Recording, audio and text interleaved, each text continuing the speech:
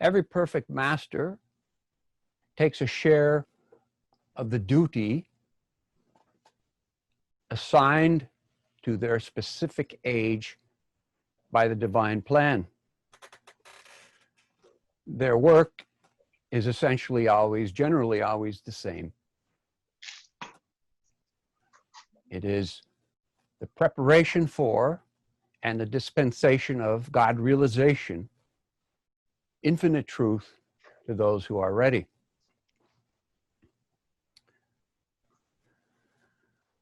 This work is accomplished by them through the bounds of the laws of creation. That means there is time limitation. So as Baba had explained, though they work for infinity, any perfect master can only accomplish so much and no more during their lifetime. When their work is completed, they drop their bodies and go to the original formless infinity.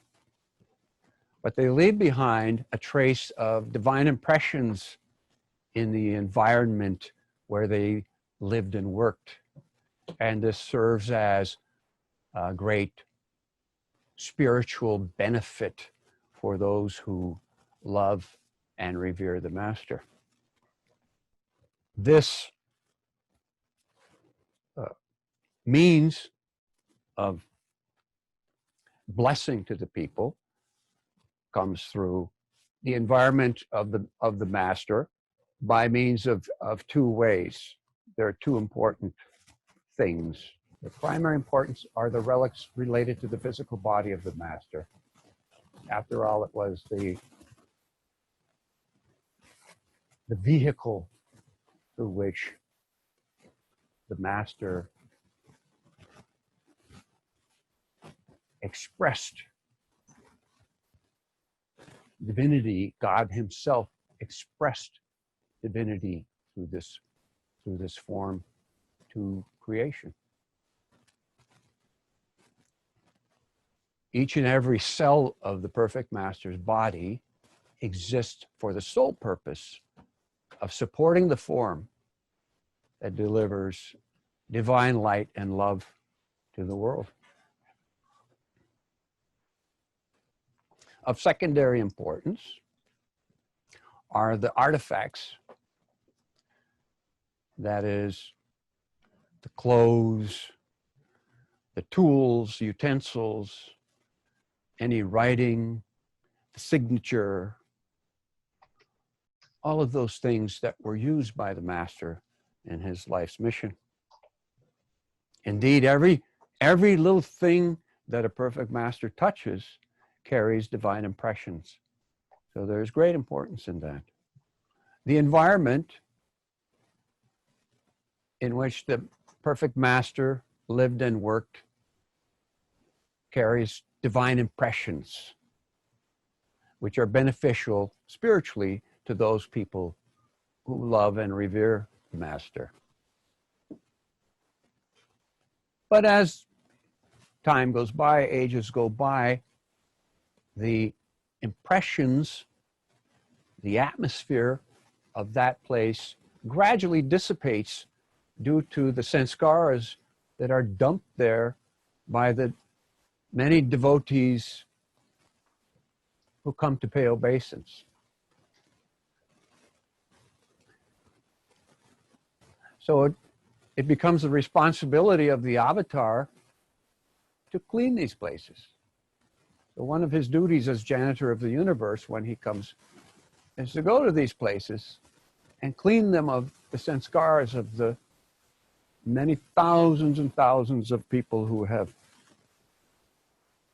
worshipped in those places. It can be done by a perfect Master also. Babajan, for an example, went on Hajj to Mecca. She was perfect. She didn't need to go to a pilgrimage to Mecca. She was there cleaning possibly contacting people, but for sure she was doing that. So it can be done. But we know from the many incidents in Baba's own life that he visited many of these tomb shrines of masters to clean them. This is what he has told us. So the relics of the masters are there. And as we say, indeed, every little thing that he has touched has significance there. They carry divine impressions. And people understand this. This is not just an issue of sentimentality. Although people respond because they have feeling, but they have feeling because they are responding to the love of the master. That is just part of the process.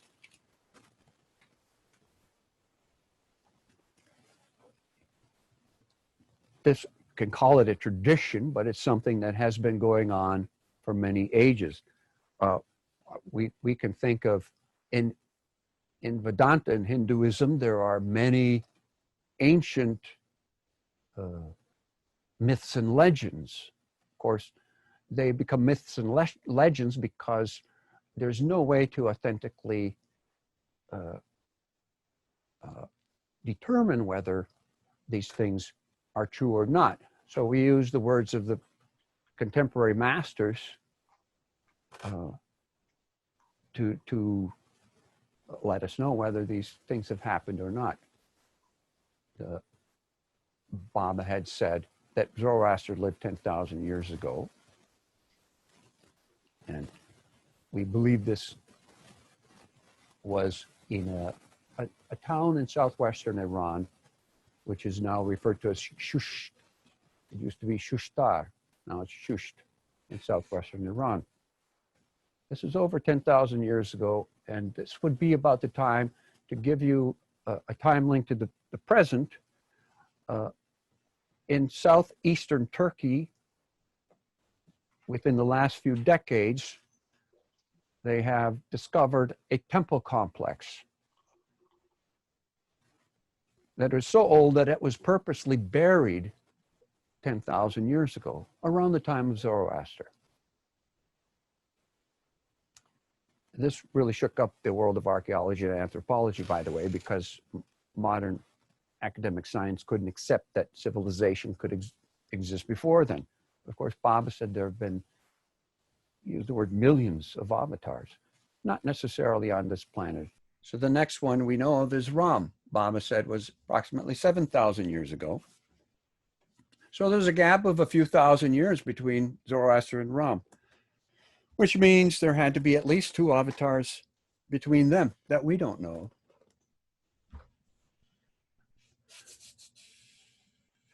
Ram was reported to have been born in a town called Ayodhya in Uttar Pradesh in northern India.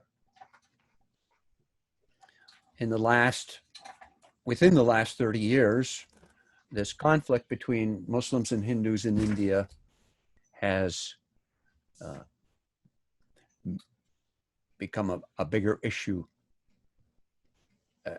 In the 90s, a group of Hindu nationalists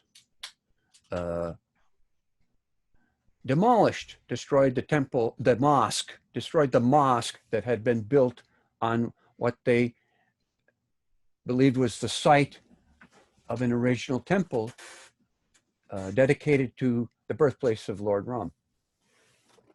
So this court case has been going on for some time, and there was a decision last year, I believe, finally on it after all these years. But these incidents have contributed to the conflict between Hindus and Muslims in India. After Ram comes Krishna. We don't know exactly when. Krishna's birthplace was Mathura, not so far away from Ayodhya, also in Uttar Pradesh in India.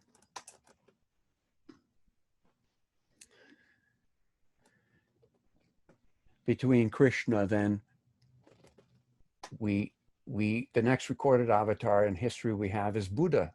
And this was thousands of years later. So there are several avatars in between that are not mentioned in recorded history. We're saying this, of course, according to Baba's indication that an avatar cycle happens on an average just over 1,000 years.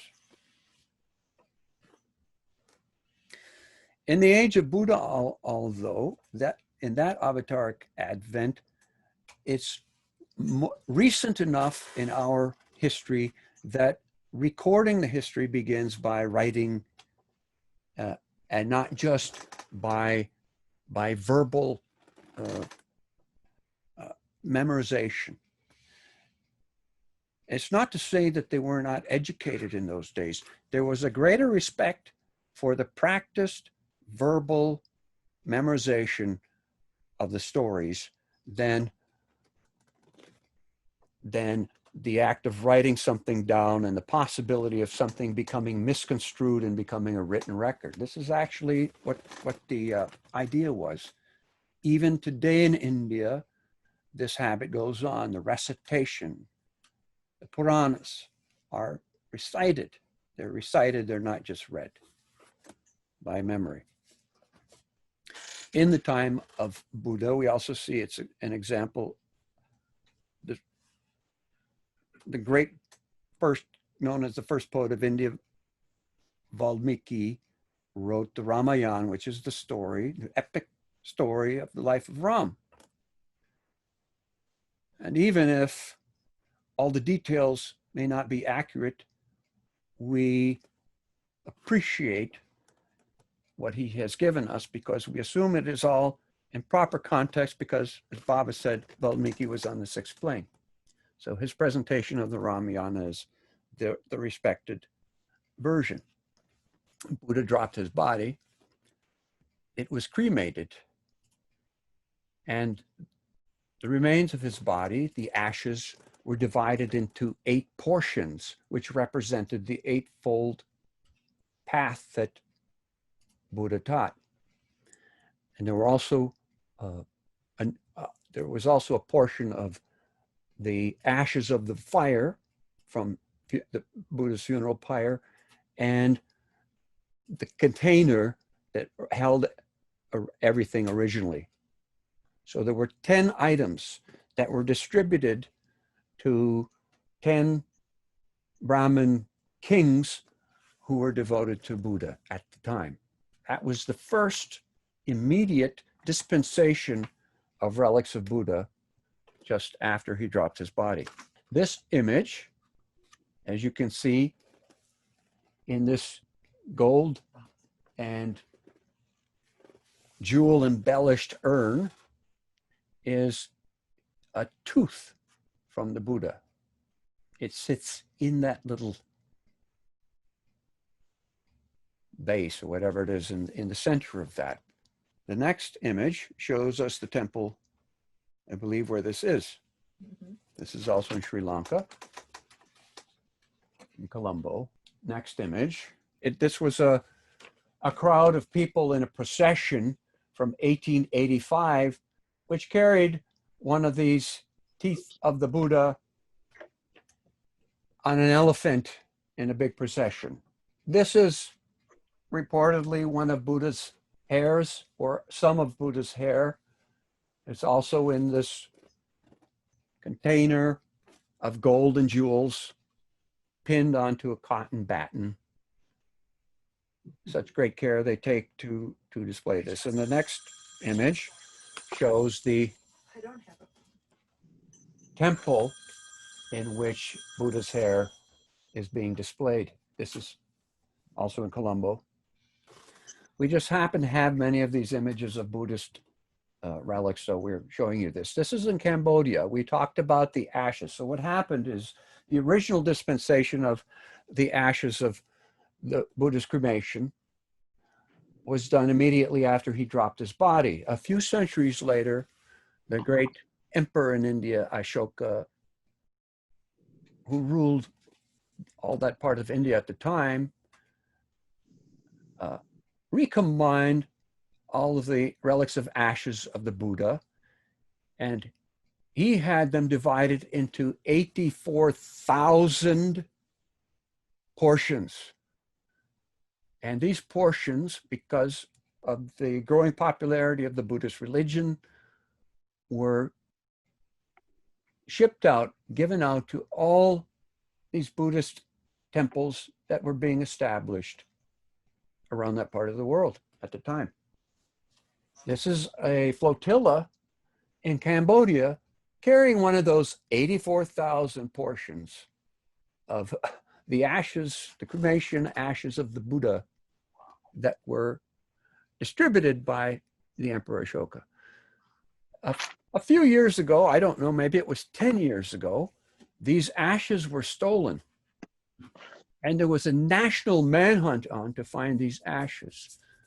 When they finally discovered the ashes, retrieved them, they found that there were 5 accomplices involved in stealing the ashes. All of them were convicted of the crime and sentenced to 7 years each in prison for stealing the ashes of the Buddha. But this is a traditional thing that happened with the relics of the great masters. There's a belief that you get some power or you get something, some benefit by possessing these relics of the great masters. Let's go to the next image.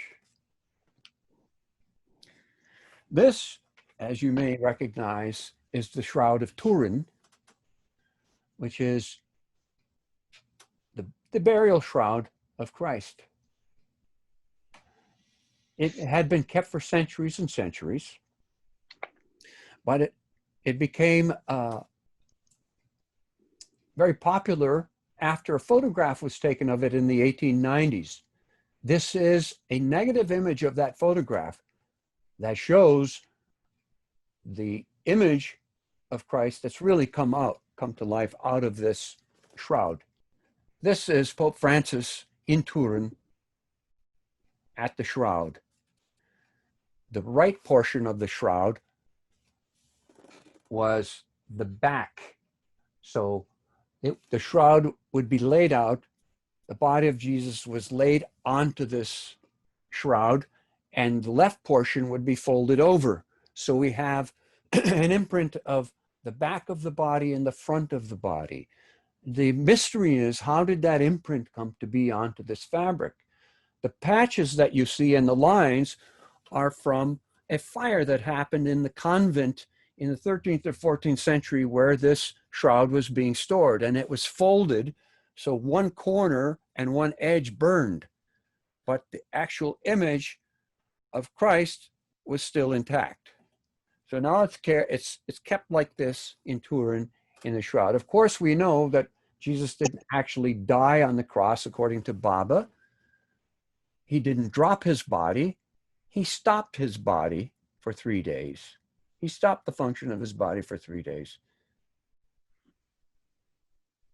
But this is an incredible relic, if it's real, and apparently it is. There have been, you can read about it. There has been extensive testing done to the shroud. Let's go to the next image. This is supposedly the robe of Jesus, which is being displayed in Trier, Germany. It is a seamless garment, and it had, according to the Gospel of John, John had written in his Gospel that the garment of Jesus would not be torn and cut, to fulfill the prophecy of one that was from the Old Testament, from Psalms. Because it was a seamless garment woven in one piece, instead, the soldiers at the cross gambled a lottery to see who would win the garment. And if this is real, it's still intact, and is it still revered. This is the Cathedral at Notre Dame. I believe this is before the main altar. This is after the great fire that happened last year in April. The roof has collapsed, but other portions of this great church are intact. Let's go to the next image. This is a crowd of people who attended a mass just a few days. They're in the great the great gathering space before the Cathedral of Notre Dame. And the next image shows us the relics that are contained in Notre Dame. This is the Crown of Thorns. Now, what creates the circular weave that holds the thorns is actually a row of rushes that grow in Scotland, Scandinavia, and the Baltic area. So obviously they were not part of the original Crown of Thorns. They believe that the original Crown of Thorns was actually a mass of thorns that was placed all around Jesus's head. The thorns through the years had been, say, dispersed to different people in different places. But Louis IX of France began to gather these relics. And it was the king of Constantinople at the time basically sold this to Louis IX of France for financial help in his problems. There you can see again, they've encased this in gold and jewels. But there are some the thorns have been examined, and they are from the authentic plant that grows in North Africa and the Middle East. The next image shows somebody displaying, one of the priests displaying this to the public at a certain high holy day. And the next, this is also Notre Dame, and of course, this Crown of Thorns was saved by the firemen. It did not burn in the Great Fire. This is a gold case that, as they say, contains one of the true nails of the cross of Jesus. And they say one of the true nails because through the ages there have been over 30. So there obviously couldn't have been 30 nails, all claiming to be the nail from the cross. Even this was something that was common when we were, at least when we were younger, a piece of the cross. It was all over that somebody had a piece of the cross. But you see, the whole thing about these artifacts is it's very difficult to authenticate provenance. And what we're getting at is we don't have that issue in this day and age with Meher Baba as of yet. Let's go to the next image. This is somebody examining what is supposed to be hair from Muhammad, Prophet Muhammad in Dubai. And the next image shows us a crowd in Srinagar, North India, on one of the holy days, viewing hair from the beard of Muhammad. So this is something they don't get to see every day, only occasionally. The next image shows us how the Muslims keep the reverence of any of these things from Muhammad. This is one hair kept in this crystal and gold container. The next image shows a part of what is supposed to be the beard of Muhammad. And this is what they show to people on these holy days, usually Ramadan. How important this is to the Muslims, you may remember that it is a traditional oath by any Muslim when he really wants to emphasize that he means what he says. He says, "I swear by the beard of the Prophet." And here it is. This is how it is revered. Next image, please. This is the cloak of Muhammad, which is being displayed in Istanbul. The reason it ended up at Istanbul, the story is that one of the close followers of Muhammad traveled all the way from Yemen to see him, but he did not get the opportunity to see the Prophet, so he had to go back home. And the Prophet, in appreciation, sent him his very own cloak. And that family treasured it through generations upon generations.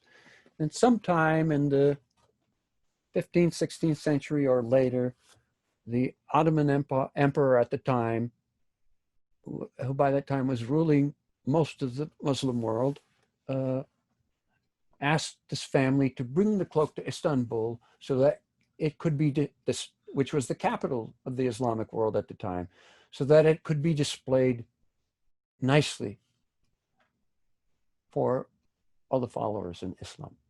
So this is how they do it in Turkey at Istanbul. Next image, please. If you can read that, that's an interesting little description. This is just a piece of a garment of Muhammad that is taken on tour around the world. It says just a piece of the garment. What does it say? Piece of the sacred cloak of the Holy Prophet, which contains the fragrance of his scented perspiration. Doesn't that sound familiar? Now, this is the tunic of St. Francis of Assisi, which is displayed in the Basilica at Assisi. The next image shows some workmen drawing back that huge piece of plate glass that protects the tunic of St. Francis in the Basilica so that they can do some cleaning and maintenance work to it. St. Francis's actual physical remains were discovered in the Basilica in the 1820s. They didn't actually know where his body was buried, but they were doing some excavation below the lower level of the Basilica and discovered his body there. So the most important part of the Basilica now is the tomb of St. Francis, where people can go down. This Basilica was built upon the graveyard of the town of Assisi on the side of the hill there. Pauper's graveyard, where the poor were disposed of, their bodies were disposed of. Since we're on the subject of relics, and this is from St. Francis, I want to mention a clarification that Baba did make at some point. The physical bodies of the perfect masters, or any perfect one, have great spiritual significance, he said, but not the bodies of saints. He said the relics of the bodies of saints don't have significance. The Catholic world, the Catholic Church, is full of the relics of saints. And no, they inspire people, no doubt. They don't have spiritual importance. That is not to say that anybody who prays or worships at the tomb of a real saint will not get, let's say, a prayer fulfilled. It does happen, Baba said, through the intercession of the saint, wherever that saint happens to be, that person through their devotion accesses the intercession of the saint. But the actual physical remains of the saint don't have spiritual importance, as do the remains of the perfect ones. Any perfect one, not just perfect masters. Okay, next image. Now we are up to Baba's Advent. And this is a photograph taken in 1927 in what we now call the old bungalow at Mehrabad, where the hospital was in 1925 and 26, and also the school for the boys and the girls at one point. Baba is wearing the Kamli coat, which was made for him by a disciple of Upasi Maharaj named Yeshwant Rao, who was ordered to be Baba's personal attendant whenever he was in Sakori. The chappals, or sandals, that Baba is wearing were made by Kanaba Gadikar, the grandfather of our Digambar Gadikar. And during these years, when Baba needed to wear a coat, he would only wear this Kamli coat when he needed to wear a coat. And when he wore chappals, he only wore these chappals for years, and he had them repaired and repaired endlessly. This shows you the way the Kamli coat looked in 1927. This is just at the beginning of the Meher Ashram and then Prem Ashram phase. Now, the next image is from 2 years or so later. And this shows you the condition of the Kamli coat now. How did it become so tattered? Because the Meher Ashram and Prem Ashram boys had such fervor in the atmosphere of Baba's presence, that they would be uncontrollably trying to get a piece of him. That meant a piece of his coat, a piece of his sadra, something. So they would tear at it, rip at it, catch him, and tear a piece. And once the frenzy started, it might go on for a minute or two, and then Baba would finally say, "You boys have to settle down. You have to, this is all fine. This is all fine and good. But when I tell you to do something, you have to control yourself and obey. Obedience is more important." This is how the coat came into that condition. Now, the next image shows us a rare look at the back of Baba's Kamli coat. The darker fabric was the original coat, and then all the patches are there. Khorshid is the one who did most of the patching. And when you have a good look, her stitching work was very fine. She did most of the patching on this coat. Others did too. Not many, only a few. Mostly it was Khorshid who did this repair. The Kamli coat is in the museum at Mehrabad, and it has such importance, Baba's there. I'm going to a few stories concerning the Kamli coat, but Baba said that this coat would always have to stay in India. The importance was there. This says Baba with Mera, east of the kitchen building. This is around 1936. At the time, there were only 6 of the women staying permanently on the hill. Mera, Mani, Khorshid, Naja, Khorshid's mother Sunamasi, and Walu from Aurangabad.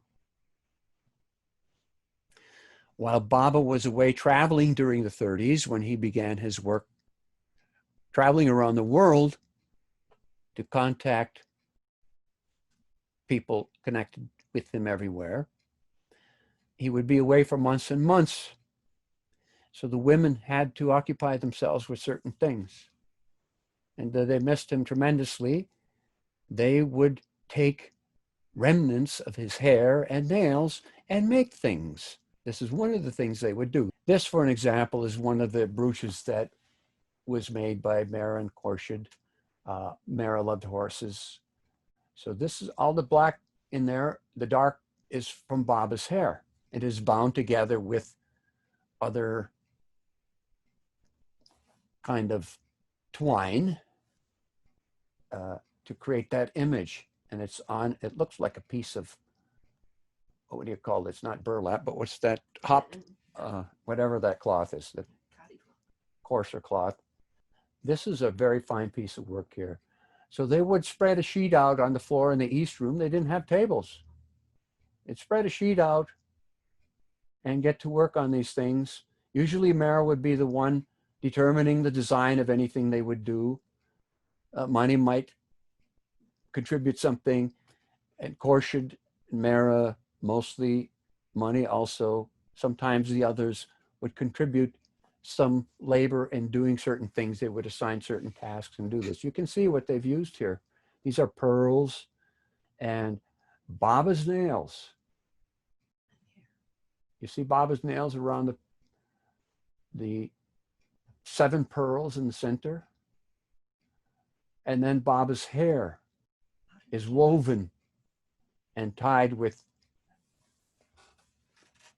around the other portions. How did they get there?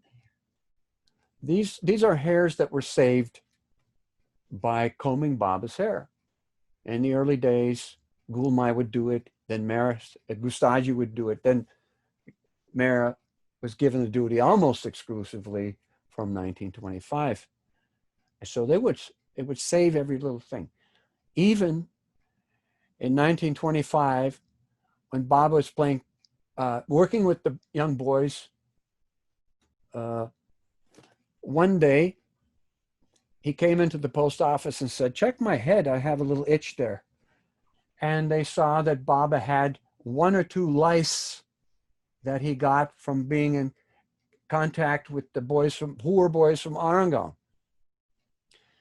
So Korsha carefully picked out those lice and she saved them in a matchbox. She was going to save even the lice that were from Baba's head. Of course, later on he came and said, oh, what do you do with those lice? No, I saved them, Baba. This is going too far. Throw the lights out. Next image, please. This is beautiful. This is, of course, a butterfly brooch. Nails from Baba. Pearls, lapis, beads, rubies. These are things that Korsha still had. She had some of the jewelry that her father had, and she had saved these things. And she would take her best saris, take them apart thread by thread to use to make all of these things. Probably a piece of coral there as the head of the butterfly, and these things are wound. Baba's hair is around the 2 wings of the butterfly woven in there. What beautiful work they did. Very small, intricate, beautiful work.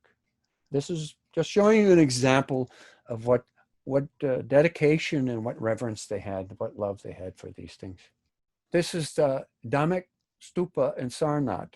During the new life, Baba went here. By the way, this is also in the general vicinity of Mathura and Ayodhya, where the previous avatars, Ram and Krishna, were born. Sarnath is a bit to the east.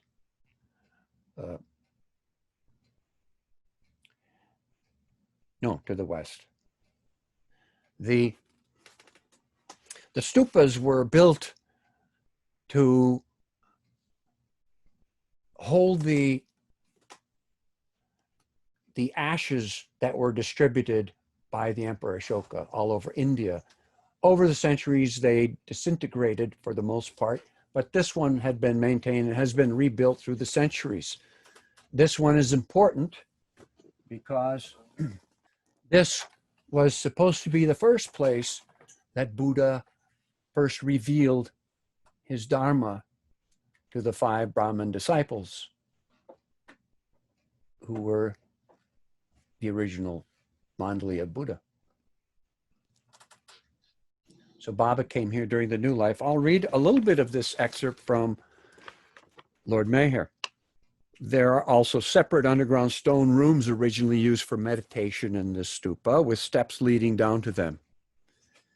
At the time Baba was there, these underground caverns were mostly in ruins. Baba took the women to show them this place on the morning of the 3rd of December, accompanied by Adi and Nilu. This is 1949. When they reached there, he directed Mani to write down on a slip of paper the name of the known avatars this cycle of time and give it to him. When Mani handed him the piece of paper with the names of Zoroaster, Ram, Krishna, Buddha, Jesus, and Muhammad, Baba put this in his pocket as he walked down the steps leading underground. On the harsh cold morning of Monday, 5th of December, 1949, Baba walked back to the underground rooms in the subterranean passages of the Sarnath ruins with all the men, except for Kaka and Vishnu, who went a few days later. Each man had been instructed to wear a langoti. This is one of the things that they were ordered to bring on the new life, under his clothes. That's like, if it's a loincloth that's commonly worn in India, at least in the old days, under his clothes. Each man was ordered to wear a langoti under his clothes. Once inside, Baba instructed the companions to remove their clothes except for the langoti.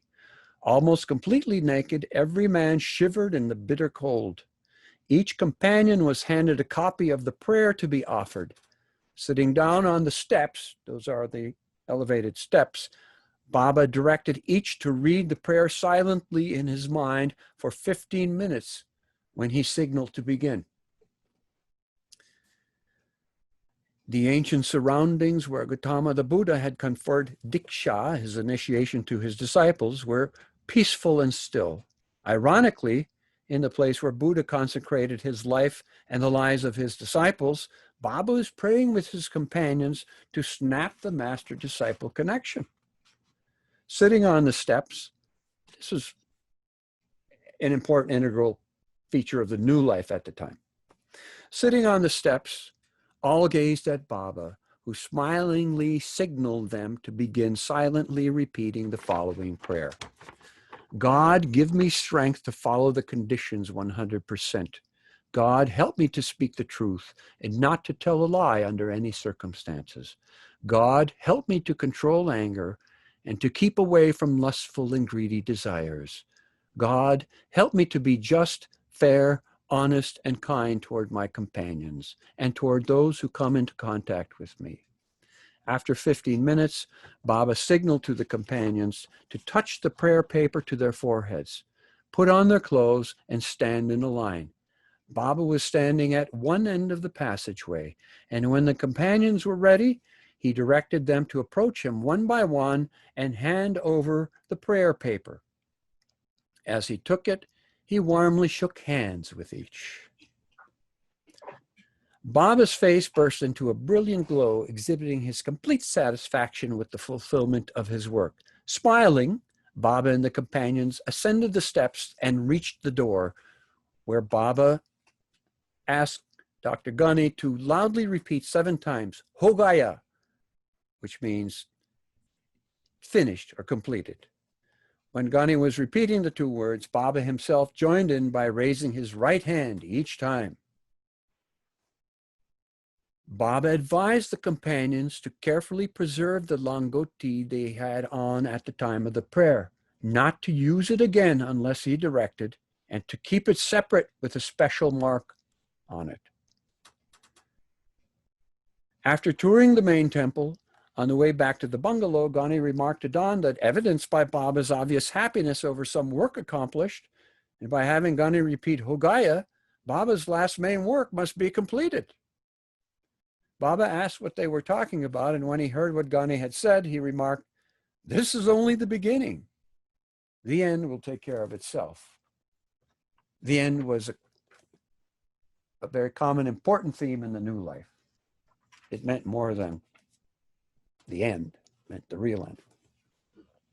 But this is a great example of Baba using a place that has a direct relation to previous avatar to take care of one of the phases. The new life had 3 important phases of activity. They were wandering, begging, langoti, and labor phases. Not long after this, to compromise the weaknesses of some of the companions, Baba compromised the original conditions of the new life. And in doing that, afterwards, he said, from that point on, only he would be doing, through his own person, the wandering, begging, and langoti phases, and all the other men would be focused on the labor phase. So basically, the langoti phase happened here at the Stupa at Sarnath. This is Padre towards the end of his life. He had collected during his life in a metal chest, not so large, under his bed,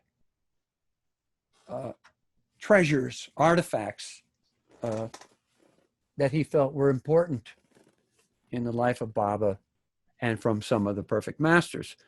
After Padre died, a few months later in the month of May, money came, and we sat on the west side veranda, and she opened Padre's treasure chest, which had been hermetically sealed. It was a metal case, galvanized case, now hermetically sealed, and she opened it because we were all curious what was in there. Padre's possessions that day were also divvied up. He didn't take long. He didn't have many possessions. but each of us got some little thing. Mani herself was after one thing. Padre had an aluminum toothbrush, not that he used, but that he had soldered a long rod onto, and he used to scratch his back with that thing. And that's what Mani wanted. It was a very nice day. When she arrived, she had brought some budges, and somebody brought Muhammad out, and he sat on the bench, and she fed him these budges like a little baby.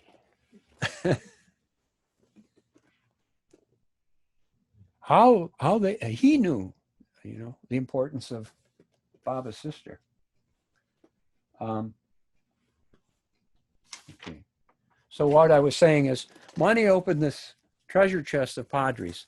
Inside that chest on the lid, he had taken a brass plaque and embossed. He had a set of punches with letters and numbers on them. And he had, on that brass plate, tediously, carefully embossed a list of contents of this trunk. And then he put lamp black on it. Then he polished it again. So all those letters that he had and numbers he had punched in could be clearly read. Now then he had written on he had typed a page. Originally it said to Jungle. Then he had crossed that out and said, to whom it may concern, because he didn't know who was going to open it. But he had written a reason and a purpose for everything that was in this chest. You could see this thing really showed you the methodical, careful, deliberate thinking of Padre as one of the disciples trained by Baba, who was so diligent. It was incredible. Incredibly thorough, very articulate. He said, to begin with, I thought I should contribute something from each of the 5 perfect masters. So there were some coins from Sai Baba that Sailor Mama's mother had received, somebody like that. Hair from Baba Jan, that Padre's mother, who was a close disciple of Baba Jan's, had been given. Something from each of the other ones. This is the cage room. This photograph was taken by Padre in 1941, before the second period of seclusion happened in the Must Ashram area there. This is Baba using the alphabet board, which is also another coveted artifact from the life of Meher Baba. These many alphabet boards that had been used through those years when he communicated exclusively, almost, by means of the alphabet board. But in order for Baba to remain in seclusion and for the attendant, usually Vishnu, sometimes Krishna, to read the board, he asked Padre and Pendu to cut this piece of bamboo out and make this window in the original cage. It wasn't there the previous year. So this was done, and that piece of bamboo was there. That piece of bamboo, that simple things like this that piece of bamboo was in the treasure chest of Padres. Things like that. But it was very impressive how careful he was about all of these artifacts. What importance they gave to these things. Tremendous. That's just the end of it. This is a beautiful image from the Shah family archives, photograph taken most likely by Darwin, but it could have been Lowell Shah. This is a rarely seen image. Now we'll begin to see more of these, but isn't that a beautiful photograph? There's another side now. There's another side to all of this. We're just talking about physical artifacts and such things, but as important as all of these, protecting the physical remains of the great masters' lives, is caring for the information. And in our generation, it is a specific responsibility to preserve context. Because if we don't have information in context, all of these things become then myth and legend eventually. And we have the great opportunity to preserve provenance, which is very important. As we know in the past, we don't blame people, the people from past Advents. They did as well as they could do. And these things have been documented in their times as well as they could be. But we have the great opportunity now to do more. So much was captured from Baba's life. And the great blessing we have is the photographs and the film. This is something that we've never had before. The many thousands of photographs and the great film footage we have of Baba, although the quality is rarely very good, it is still good enough, and we greatly appreciate it. So I always stress this, that what is securing the importance of the legacy of Baba is that we must maintain the context of information also, the information and the proper context of it, so that this Advent doesn't lapse into a state of myth and legend.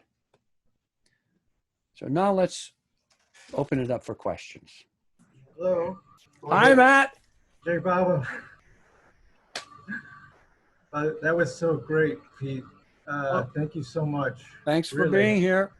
It just, anyway, you're a beautiful guy. I have actually 4 questions, but two questions really came up during your talk that really are concern of mine is, what do you see the role of security in this preservation of Baba's, especially Baba's Samadhi, and people and property, and also this is, I don't know if you have a view on the commercialization of Baba's images and words, and if that degrades what we're talking about here today. And yes, you've touched on 2 very important points there.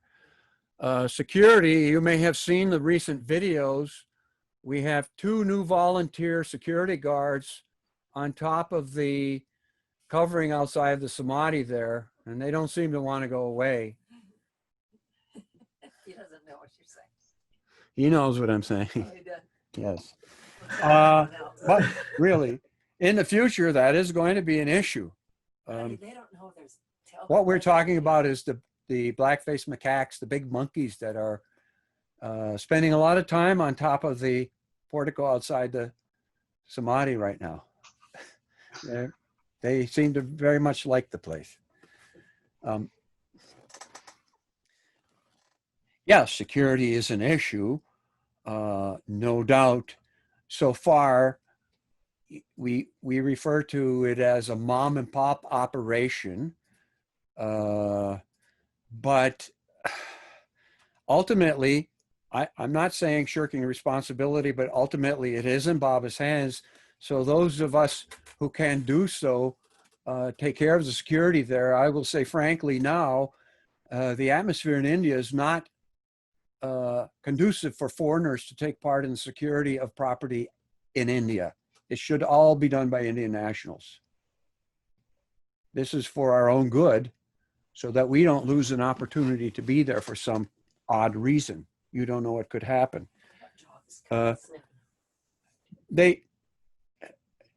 India is quite serious about anti-terrorism because they've had some serious terrorist attacks in Mumbai and Pune in the last few years. Bobby even made remarks that even a bomb would drop on his Samadhi at some point, but we don't know exactly if that is a metaphor or a real statement. We don't know. Baba did say that. We don't know what's going to happen in the world. The other question, what was the other question? The use of his images. The use of Baba's images, and the sale of Baba's images. Copyright is a big thing, and this is going to be probably out of control eventually.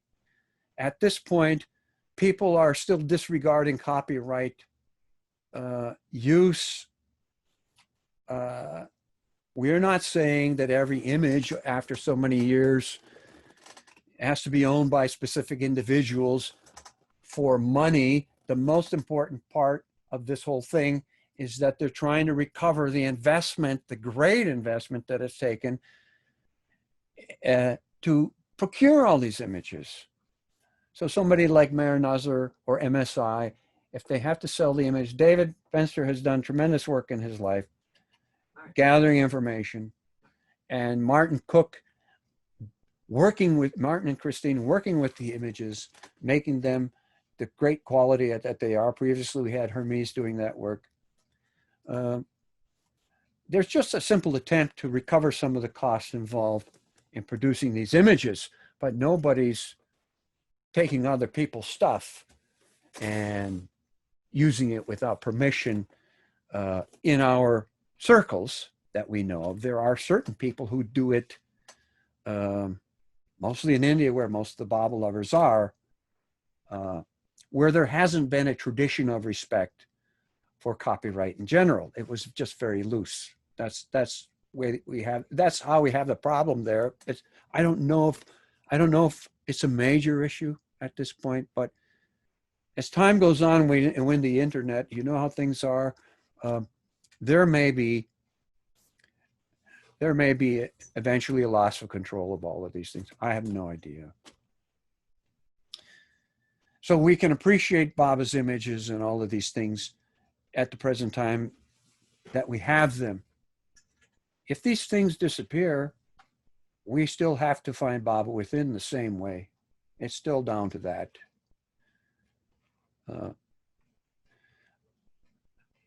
We have great archive efforts.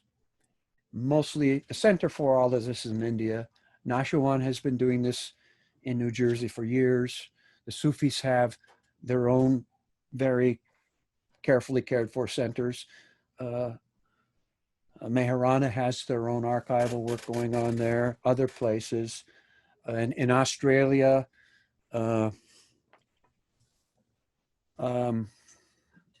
David Bowling and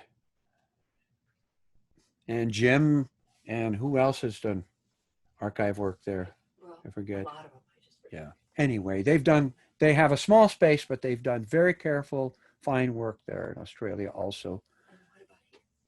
And here in Asheville, we purchased this big building, the Redhawk School north of Asheville, which is going to take us a few years to properly develop and to find not only an archive facility, but a center for Baba's work in general, research and other things. So that's what we're doing. Elizabeth Robinson. Hi, Peter and Debbie. Hi, Elizabeth. How are you doing? Hi, Debbie. So my question has to do with respect versus idolization of material things that belong to saints, avatars, whatever. Because I guess I'm a little uncomfortable with those kind of things because my understanding of Baba and God is that the reality is not with things per se. So I think you comment on this a teeny bit at the beginning of what you started saying at the beginning of your talk when we were still having audio problems. But could you elaborate? Well,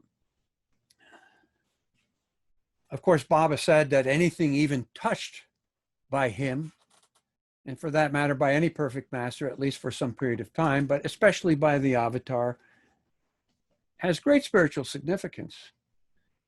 For an example, when Baba mentioned about caring for his clothes and other things, his sadra, he said, he told the Mandali, you have no idea, even one scrap of one of my sadras in the future will be considered such a precious thing. You have no idea what it will be. Of course, respect is the minimum, but there's a great reverence for these things because they carry divine impressions from the master. But especially, of course, the physical, anything to do with the physical body, from the physical body of the masters, is of utmost importance. There are things that have been saved in India in the archives. Information is another aspect of it. The most important things we have in written form are things, letters from Baba, the actual manuscript, we call it a manuscript, if you can call that, of the one discourse Baba gave that we have in writing still, became the book In God's Hand. But what a great example of it is of how Baba communicated during that 17-month period by writing, and he was giving so many of these discourses. Not only do we know it's him because it's undoubtedly in his hand, but the content of the material couldn't be nobody else. Nobody can explain those things.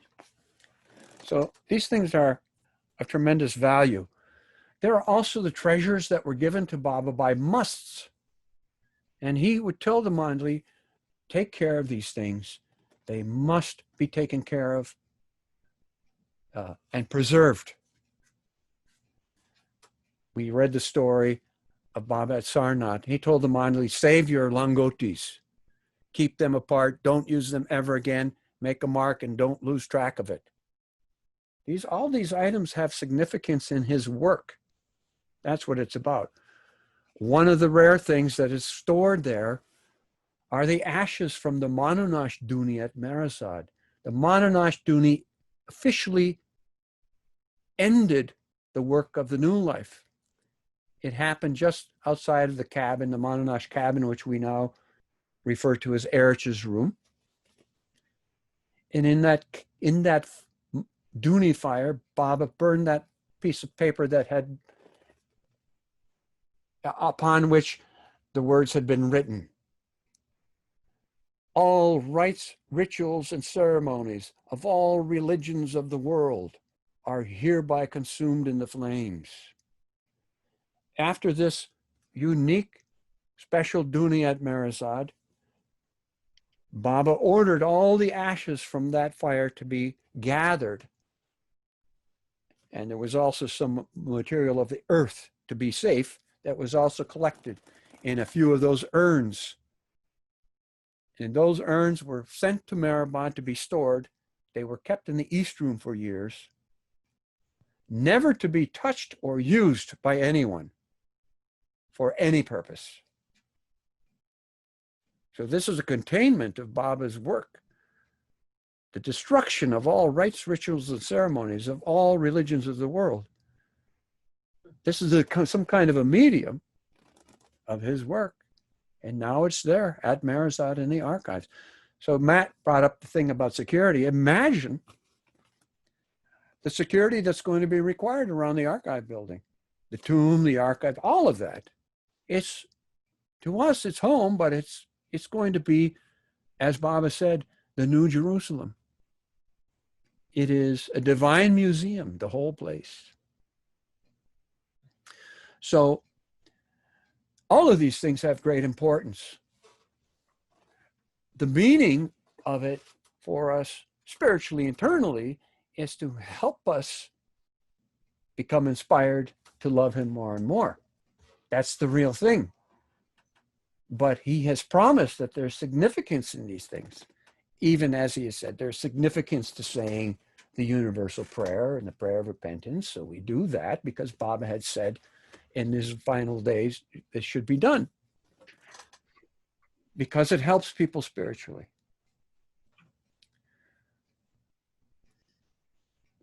So that is in his work. That's in his work. There are those who go after artifacts. I am not one of those persons. We have a few things that have been given to us, and we treasure those things, but I'm not a person who goes after artifacts as the main thing. What I am after as a main purpose is the information and context. There aren't many in the world who dig in to that depth, and I feel a great responsibility to do that in my lifetime. Next question. I have a question which I put on chat. It's Cheryl. Okay, Cheryl. What were some of the other gems in Padres' chest? Oh, I'm trying to remember. You know, I just brought up the story. Were He did- photos oh, taken? here's something that's important. Yes. Oh, a few other things. Were the photos taken of it before everything was? They are now. Those things are in the archives, and everything has been well documented. For an example, Baba used to have these kind of prayer ceremonies for his work in specific periods, and he would stand on a sheet. One of those sheets was sent by Pendu back to Padre, who had such a beautiful, articulate hand and writing, and like Baba, Padre was fluent in 7 languages. Wow. So in the corner of the sheet, Padre carefully wrote one corner in English, one corner in Urdu, one corner in Hindi, and one corner in Gujarati, the description and use of that particular sheet and the history of it, so that if that ever got displaced by itself, nobody would lose track of what that particular artifact was. A thing such as that. But his hand was beautiful. It was like a calligrapher, very neat. He had done that carefully and neatly. Another thing that was sent to Padre by Pendu was the 3/4 of a zero from the final alphabet board. If you recall, after Baba gave the final declaration at Mehrabad, September 30th, 1954, a week later, he gave a final message, a beautiful, beautiful message via the board. And then he stopped using the board. And when he stopped using the board, he tossed the board like this. When Baba tossed the board, the zero on the board, 3/4 of it broke off. And Baba said, there, you see? It's true. 3/4 of the world will be destroyed. This is confirmation. So that zero was put in a little plastic bag and sent to Padre. Now that zero and the board are in the archives. Zero in the little plastic bag from that final board of Baba's are in the archives too. But those are a few more of the items that I recall. That was a long time ago, and I don't tell this story very often, but it was 2 more of the things that I recall. Yes. I got a question. Yes. What's the importance of, this may have been answered already, of archives, of having an archive in Asheville, Okay. in New Jersey? Yeah. The importance of having archive locations is that, first of all, the work can be focused at those locations. It is for those people who have the energy to do that work and the interest to do that work, to be there and focus on this work. It is important that it should be in different places around the world in case of catastrophe in any one place that possibly wipes out a center for archiving somewhere. So that we have at least a few locations geographically isolated that ensure at least some protection for all of these archival items. And of course, as I say, the protection of information can be done almost anywhere. I don't say everywhere, because you have to have access to the information. You have to have a background understanding to know what you're looking at. And that takes years. It takes a good memory and many, many years of exposure to these things. And to get that determination of years of exposure, you have to have the interest to do it in the first place. To be free enough from distractions of the world, whatever they may be for each person, to be able to dedicate time to it. It takes time. So yes, I mean, to me, it's obvious. You asked to do this subject, Phil. It's obvious why we should do it, but we're trying to nail down the details, specifically why this is important. Beside the fact that Baba said to do such things. And this is always a main occupation of the followers of the master after he drops his body, any master, any avatar, at least, to secure those artifacts that were related to his life and work. This is Cheryl again.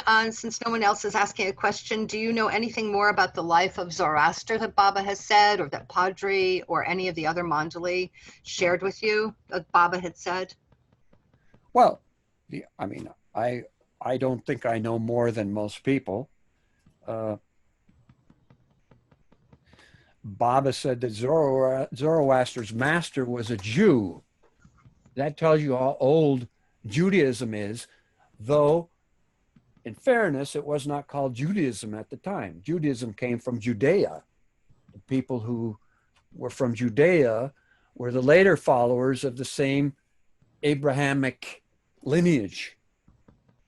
But it goes back that far. In other words, before Zoroaster, there was Noah, let's say. Noah is one of the earliest perfect masters that we know of.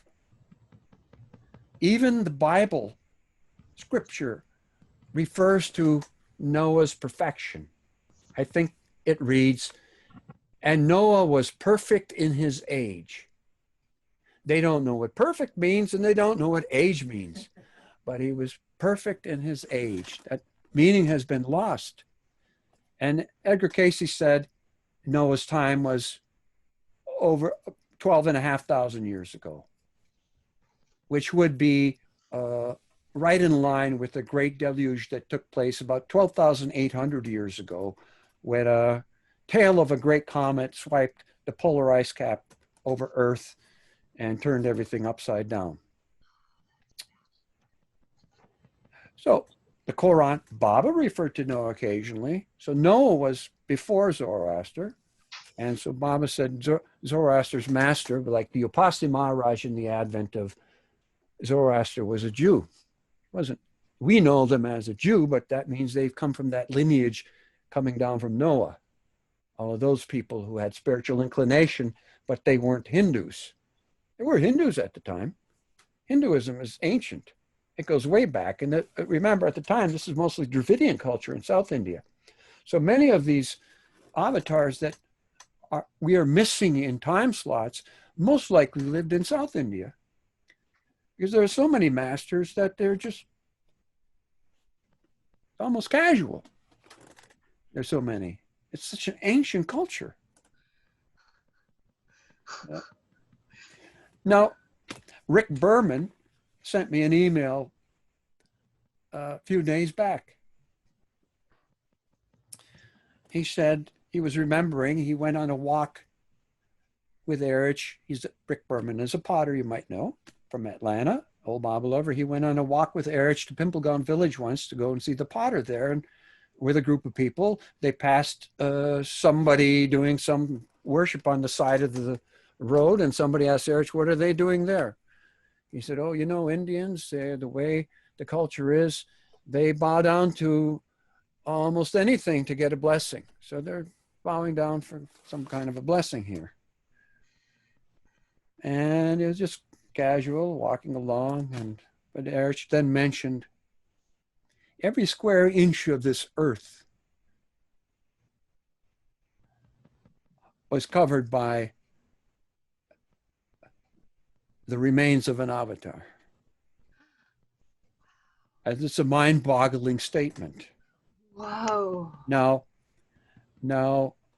we could take it that there have been so many avatars on this planet that the whole planet is covered with avataric remains in that place. Or you can just say this. You can say that the remains of the many, many avatars on Earth have been dispersed, spread throughout the atmosphere. It reminds me of something I heard some years ago, around the year 2000, I think they were focusing on this. It was around Christmas time, and it wasn't politically correct to say Jesus, but they, to give the hint, said, mathematically speaking, they had some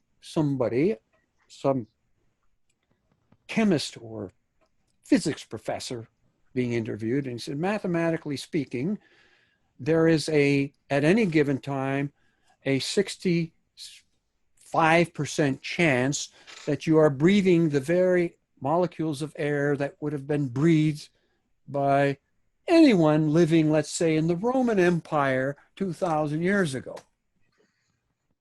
So that means in every breath, there's a 2/3 percentage opportunity that we're breathing the same air Jesus breathed. Okay, and then what about all the other masters? Now, less common would be molecules of water, which any person, any body, constantly drinks and passes through their body.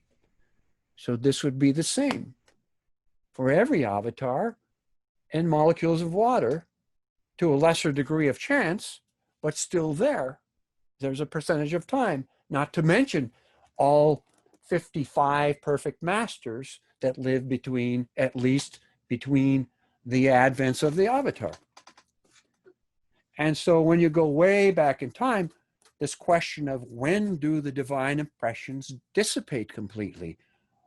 I don't know that it's an issue, because it's constantly being refreshed on this planet. The great blessing is to be on this planet where the spiritual hierarchy led by the 5 perfect masters live, and the avatar comes down.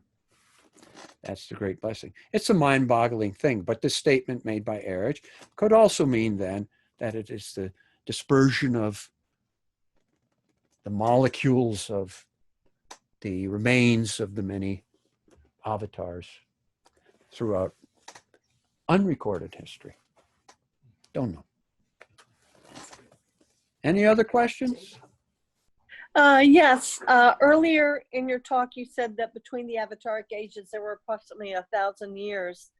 And I have heard for years that it was between 1800 and 2000.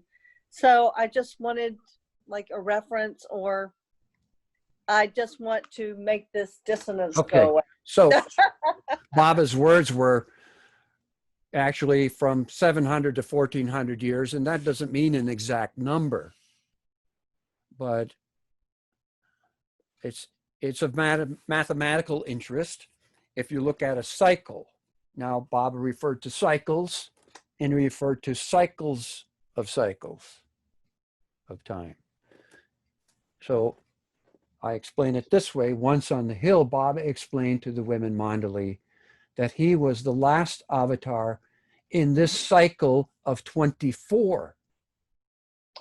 This is before saying the end of a cycle of cycles. Also, he said he was the last avatar in the cycle of 24. Now, mathematically, if you say the average is 700 to 1400 years, which implies the short term or the long term between avataric advents, which has something to do with the play of the divine plan. Okay, Baba didn't go into depth in this advent. He's explained more than we've ever known before about so many things, but still, before he dropped his body, he mentioned that, I could have said more about perfect masters and wait to the next advent. Other things too. 4th plane, he said, we should redo that all. But every 700, 1400 years implies a little over 1,000 years. What's interesting to me, in physics, we have this thing in this galaxy we call the precessional the precessional equinox cycle. The precessional equinox cycle implies that our position in the galaxy turns kind of like gyroscopically opposite of the way the years turn. So we have a solar year that circulates one way, and opposite to that, the Earth's position turns counter to that 1 degree every a little less than 72 years. So in a period of about 25,000 something years, you get a full cycle of 360 degrees. And this is how the ancient calendars were all based upon precessional cycles. These were not idiots. The Mayan calendar is based on precessional cycle. This is something much broader in time than is considered in this day and age of everything has to be quick. What's tomorrow? They were looking at things very long term. And we know this from ancient artifacts also because of how positions of certain constellations were placed in their stone monuments, basically. This gives us the clue. But that time, 25,000 some years, almost perfectly corresponds with a cycle of 24 avatars. So it's again where the manifestation of physical cycles in the universe corresponds with what Baba explains is the real root, the spiritual cycle behind it. That's what I see. Thank you. Good. And is that precessional or processional? Precessional equinox cycle. Okay, thank you. Why it's measured on the equinox, 2 equinox days of the year, that precessional cycle can be measured. That's how they know that it happens. Hi, Judy. Hi, Peter. Thank you, first of all, for your gracious sharing of your wisdom and insight. You mentioned the uniqueness of the earth as where the perfect masters and avatar come. Which is making me wonder, okay, those other 18,000 planets that are out there with human beings on them, is that where we get to practice for 8,400,000 lifetimes? Well, a good part of it, yes. A good part of it. It's correct. But they don't get any spiritual guidance? It's not that they get no spiritual guidance. Baba used the term, remember, in God Speaks, Baba used the term functional spiritual hierarchy. It's not to say that spiritual advancement can never be on other planets, but it doesn't progress on other planets. So that means that some soul may have a connection and may take an occasional birth on another planet. I'm not saying that's out of the question. Baba didn't say that. As a matter of fact, he hinted during the Mayor Ashram days that could happen. I've read that comment. But it doesn't mean they're not progressing, and it's not the functional spiritual hierarchy. It is for the connection of those souls. Remember, Baba used the term inner links. The whole thing, the procession of humanity occurs spiritually through inner links. Inner links is how it all has to happen.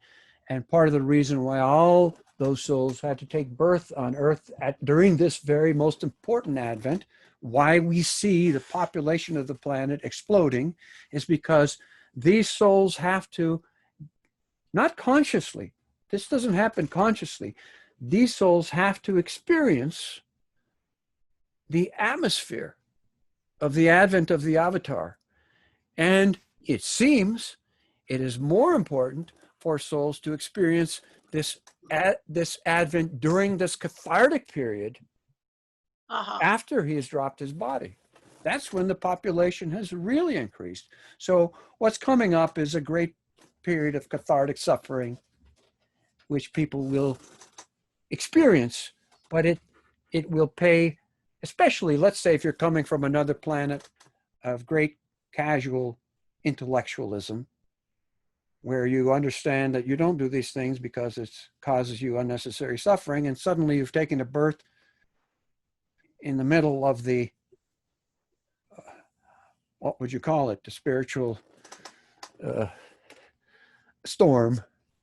There you are, caught in it, and you suffer, not knowing the significance of it, but the impressions that you lose and the impressions that you gain because of that suffering are going to be most unique when we consider ages and ages of time.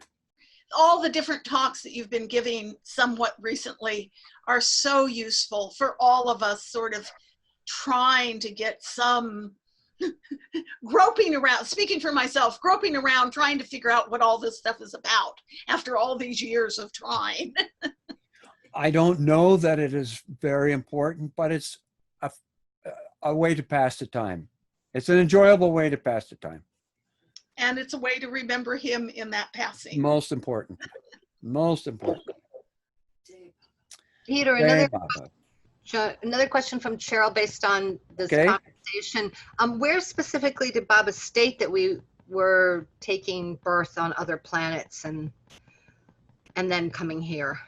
I deal with this particular issue in a talk that I generally give if ever I'm asked to go and speak somewhere over a period of days as a first talk, which is meant to give a broad perspective of who we are and who the avatar is. As you know, Baba said we have 8,400,000 lifetimes generally, give or take 10,000. At that point, who's counting? Depending on who you're running into towards the end game. But obviously, I went through this. I'll tell you this story again. I went one day when we were living in the trust compound. I would occasionally go and sit with Eric during lunchtime when nobody was there. And I had been reading Edgar Cayce's Story of Jesus, in which he described the ages of average persons and how that had changed because somebody had asked, were those people, biblical figures, really so many centuries old? And at one point he explained how that happened and why it was spiritually conducive for the lifespan in this present age to be shortened to expedite spiritual growth. That is, the cycle of births and deaths to the next birth would be more beneficial in a quicker amount of time. And I told Eric, but even if we do the math on that, let's say any soul could, on the average, get a cycle of birth to death to birth again in, let's say, 120 years. But you have the delays because suicides happen. Sometimes you don't have the appropriate connections with persons to be born to them. Sometimes your sanskaras just do not fit what's happening in a specific age. And there's no point in taking birth. You just can't do it. So there could be thousands of years when you just rest. But let's say, mathematically, you could go through the process of having an average, a life and an average every 120 years. According to Baba, that would mean it would take, through human existence, at least 1 billion years. And at that point, Ayers just chuckled and said, say 2 billion. Yeah, it's true. Say 2 billion. Okay. Obviously, that didn't happen all on planet Earth. So the logical deduction is that we have to have lived on other planets. And that development must take place probably through many other planets. Human reincarnation for any given soul cannot happen only on one planet, as far as we know. It can't be, because we also have the the cycle of planetary development. By that point, it's spent. Planets are also in a constant state of evolutionary development. So this planet has gone through that. And we can see, according to the history of the planet, that it happens over millions of years at least. So obviously, although Baba said remarkably that human beings have been on this planet for millions of years, more than is accepted by present academic science. I'll say that much. So in other words, the math has to work in this direction, and it only makes sense. The inner links are what propel this movement between planets. Yeah. That's it. No more questions. Okay, I think it's 6 o'clock, so we're going to end it. Okay? Thank you all for attending. Thank you, Peter, and everyone. Thank you very much. Thomas, hey, Baba. Okay, Thank Bob. you.